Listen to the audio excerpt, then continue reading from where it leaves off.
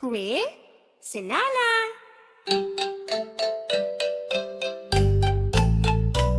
Si Lola ay nag-skate sa makulay na kalsada, sa gitna ng saya at liwanag ng umaga.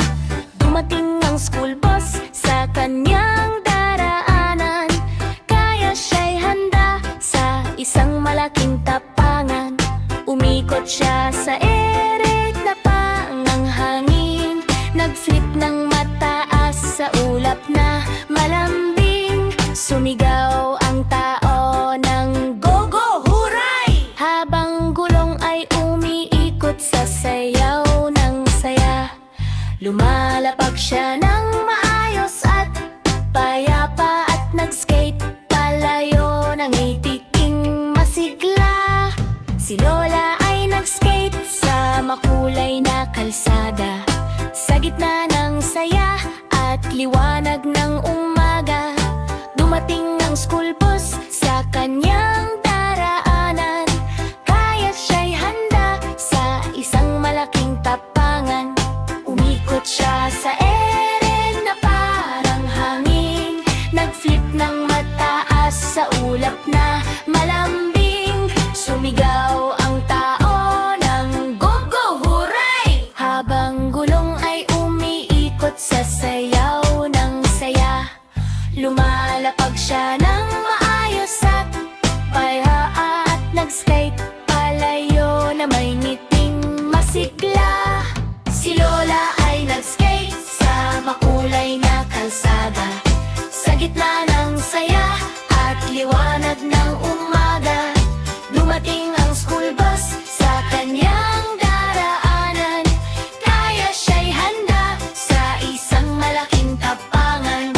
Umikot siya sa ere na parang hangin, nag-flip ng mataas sa ulap na malambing. Sumigaw ang tao ng go go huray! Habang gulong ay umiikot sa sayaw ng saya, lumalapag siya ng maayos at payapa, at lagsa palayo na may ngiting masigla.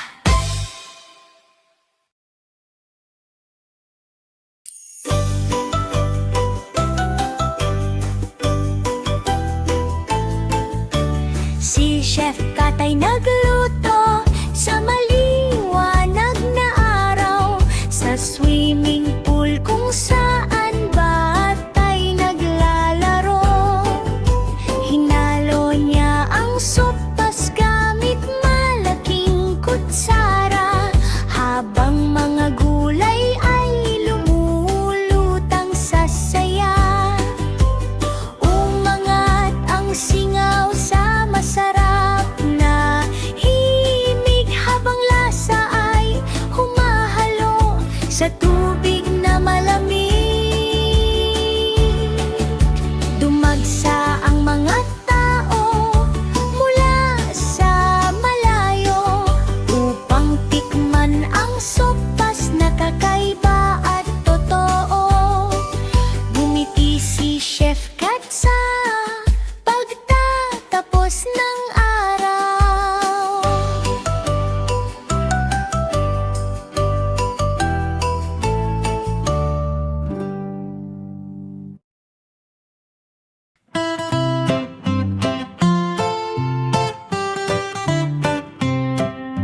Ang hamster ay pumasok sa kahon na karton, may mga gear at gulong na umiikot.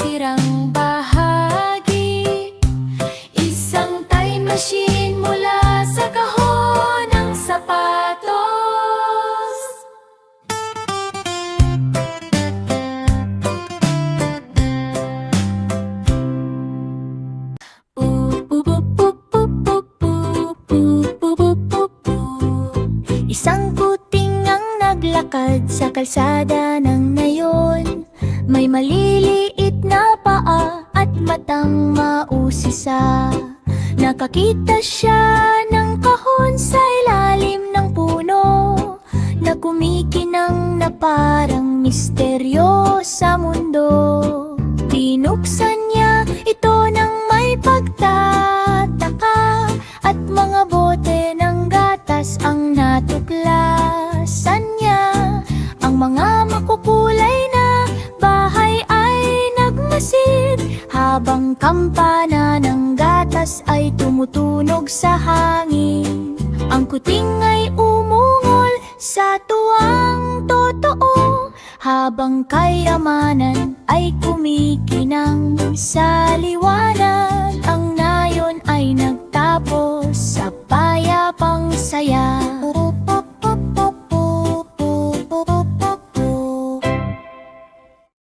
Si Lolo ay pumasok sa araw na masaya. May funky music na sumasabay sa saya. Dumating ang gorilya na handang sumayaw sa gubat na puno ng ilaw at sigaw. Umiikot sila sa breakdance na galaw, habang lahat ay sumisigaw ng hey, hey, wow!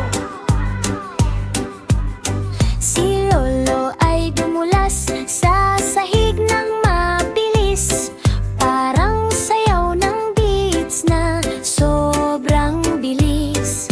Pumalakpak ang gorilya sa saya ng laban, ngunit si Lolo ang nagwagi sa dulo ng labanan. Nayanig ang gobat sa buong kapaligid.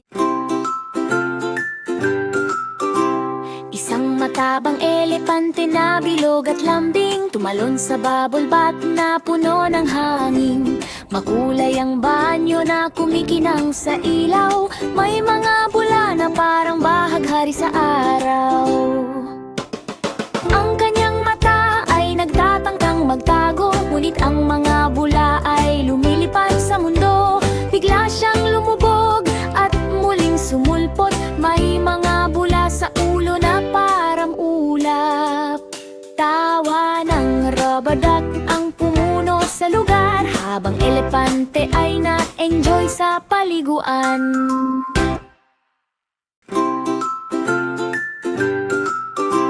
Isang matabang elepante na bilog at lambing tumalon sa bubble bath na puno ng hangin. Makulay ang banyo na kumikinang sa ilaw, may mga bula na parang bahaghari sa araw.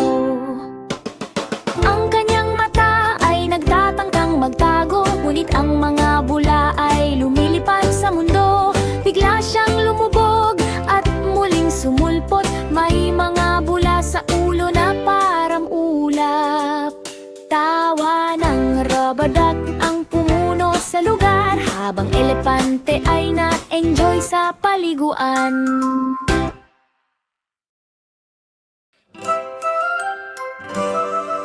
Isang kuting ang nakaupo sa korte na kulay abo, may maliit na martilyo sa kanyang kamay.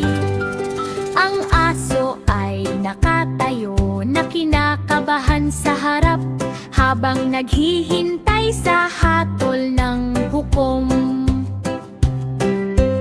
Ang kanyang mata ay seryoso at matalas, habang buong korte ay tahimik na nakikinig. Walang pagkahon, Ang huling desisyon na umalingaw-ngaw sa buong silid. Ang aso ay umuhol ng mahina sa lungkot, habang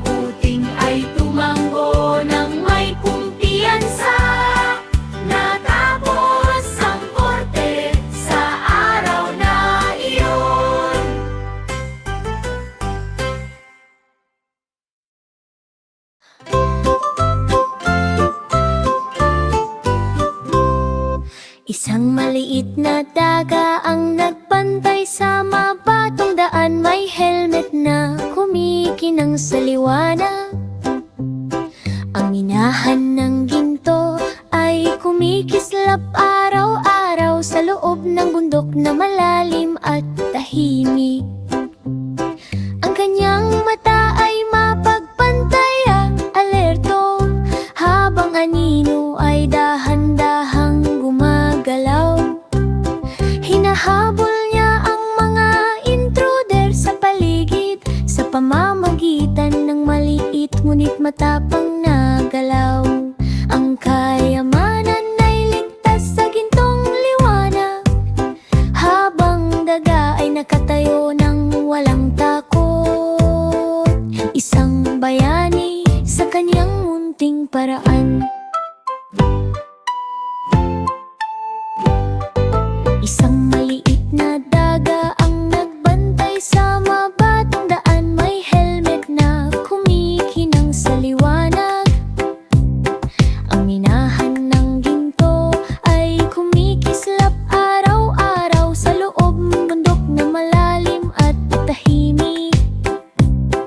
Ang kanyang mata ay mapagbantay at alerto, habang anino ay dahan-dahang gumagalaw. Hinahabol niya ang mga intruder sa paligid sa pamamagitan ng maliit ngunit matapang na galaw. Ang kayamanan ay ligtas sa gintong liwanag, habang daga ay nakatayo ng walang takot. Isang bayani sa kanyang munting paraan.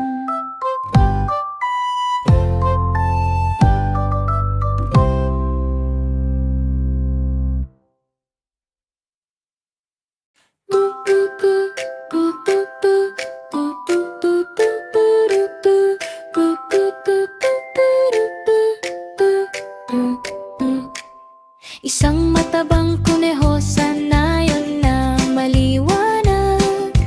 May sombrerong mahiwaga sa kanyang harap. Pinapasok niya ang maliit na paa, at may lumabas na mahiwagang dala. Biglang lumundag ang isang magshihan. May kumikinang na mahika sa paligid. Nagtakang lahat sa biglang eksena. Parang orasan ay tumigil sa saya. Sumigaw ang tao ng wow sa paligid, habang ang magic ay umiikot sa hangin. Tu-tu-tu, tu-tu-tu, tu-tu-tu, tu-tu-tu, tu-tu-tu, tu-tu-tu, tu-tu-tu.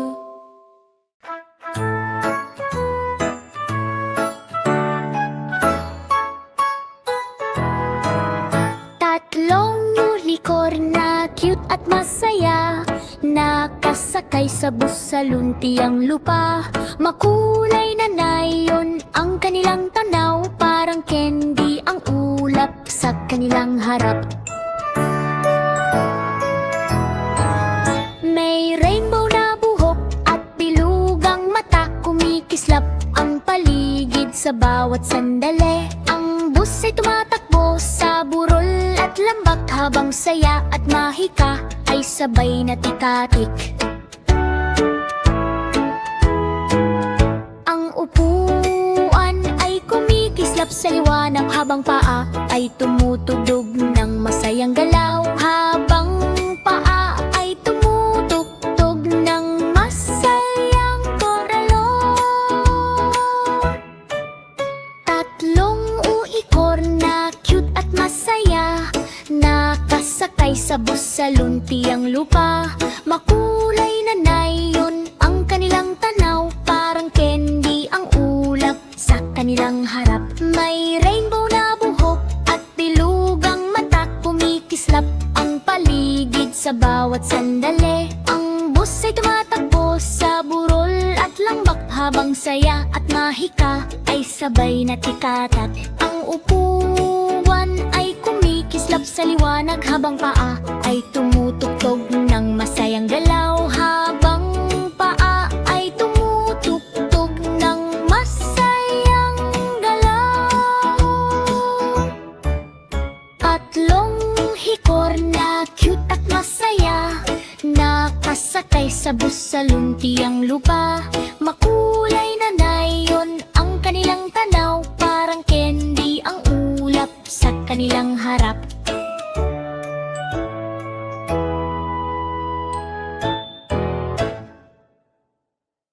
Isang galip na tupa na mataba ang katawan, sumugot sa tangke na parang kidlat ng hangin. Yumanig ang burol sa lakas ng sigaw, habang alikabok kay umaabot sa ulap. Ang kanyang mata ay puno ng tapang, parang bagyong handang sumabog sa lupang tahimik. Boom! Ang headbutt sa hangin ay sumabog, ang tangke ay umikot na parang laruan lang. Nagsaya ang nayon sa tagumpay na iyon, ang tupa ang bayani ng araw na iyon.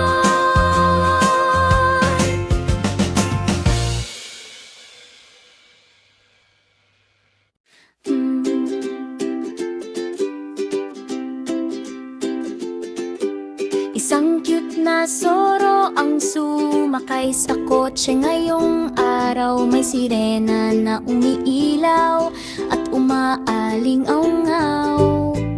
Ang makukulay na kalsada ay mabilis na nadaanan, habang gulong ay umiikot sa ligaw na takbo. Ang kanyang mata ay puno ng tusong galaw, habang lungsod ay naging kanyang laruan. Ang ilaw ay asul na kumikislap sa paligid, habang joyride ay tuloy ng walang hinto. Ang mga pulis ay nakatingin na nagulat, at ang soro ay nawala kanilang sigaw. Ang masayang biyahe ay nagtapos sa saya.